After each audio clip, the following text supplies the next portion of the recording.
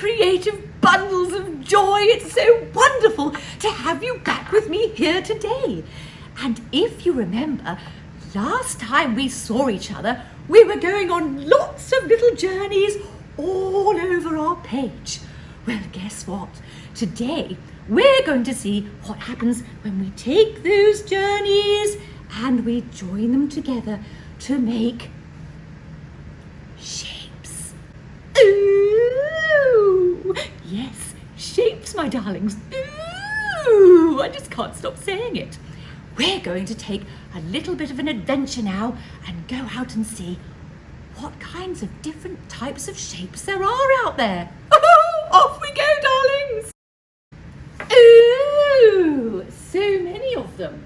And we call these geometric because they are very mathematical. They've got very straight edges, they've got lots of angles, and we've got special names for them like circle, rhombus, trapezoid.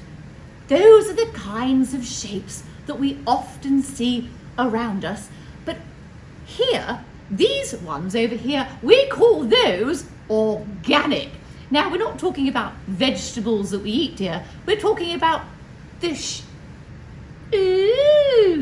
of natural forms. That means curvy, free form, not completely planned. Sometimes they're asymmetrical. So there are already lots of different types of shapes that we see all around us. For this project, you're going to need your trusty black marker or a crayon, anything that really shows up well on your piece of paper. Drawing circles can be very, very challenging, so finding some objects around your house that you can use to draw around will be really helpful. Now, I like to do it freehand, but drawing around something can really save you time. And of course, you might use a ruler for straight lines if you want to do that, but it's not quite as necessary. Paper. Now, you can use white paper because you might want to paint this later, or you might have a really amazing background that you could use and draw on top of that instead. So up to you, my darlings. Right, off we go. We're going to do a little project today that was inspired by the artist Wassily Kandinsky. I loved him, and he loved a little party, and he loves a little shape.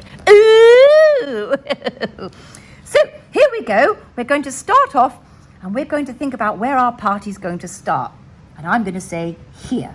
Now, you might want to use one of these friends to draw around if you're going to use a circle, because sometimes they're very tricky to do.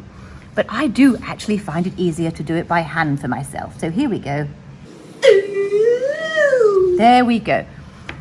And then I'm going to make this my party area. And I'm going to imagine that I've got lots of my geometric and organic friends coming to my party.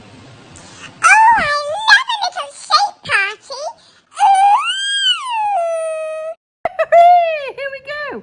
Look, there's a nice big triangle on his way to the party. And look, there's another friend that joined him. There they go, coming in just afterwards. And I love this because I can make my friends change sizes. How marvellous. And over here, there's another friend. And he's starting there, and he's got a little conga line going on behind him. Do, do, do, do, do, do, do, do, do, do, do, do. There we go. And look, here's my organic friend coming in, making sure we're all healthy. There we go. We love a little organic friend at a party. Let's pop one of those in there, a nice skinny friend who's going to enjoy eating a big bowl of French fries. Put another wiggly squiggly friend. Ooh. And look, I've got a lot of space over here, but I don't want to fill it with too much, because if I do that, I won't be able to know where the party is, because the party is the busy spot, my friends. There we go. Lots of overlapping happening there. There's my organic friend there. And then over here, I'm going to put some tiny little friends who are on their way. I think I'm almost ready. And then another little friend there. Oh, it's a bit wiggly squiggly, never mind.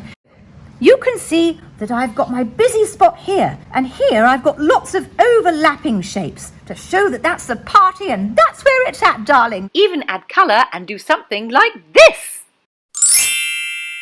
Look at me. I'm beautiful. Oh, thank you, Duchess.